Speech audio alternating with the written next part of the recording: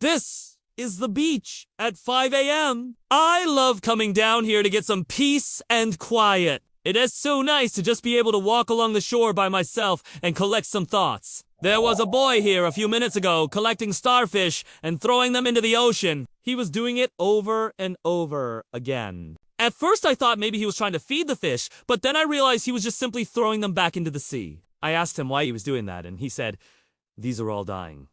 They're gonna die if we don't throw them back." So he was taking these starfish that were completely dried out and had no chance of surviving on land and throwing them back into the ocean. And as I watched him for a little while longer, I realized something else. The ones that he was throwing in were the small ones. And every single time he would throw one in, he'd look down at the water and kind of kick at it a little bit. Then he'd pick up another one and do it again. It was very odd behavior, but it made me think that maybe he wasn't actually just trying to save the starfish.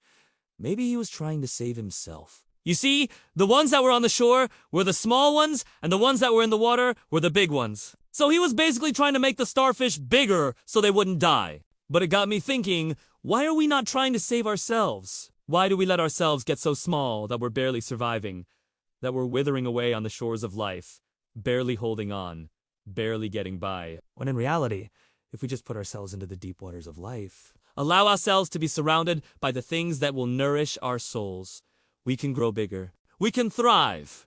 We can flourish. We can become everything that we're capable of becoming. I really needed that reminder today.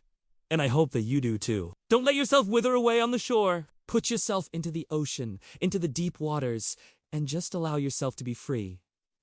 The sky is filled with warmth. The colors are starting to shift. It's almost like there's this hopeful atmosphere that's covering the horizon right now.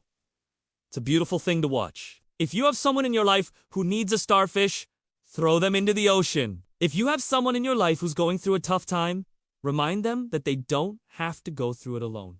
You're here for them.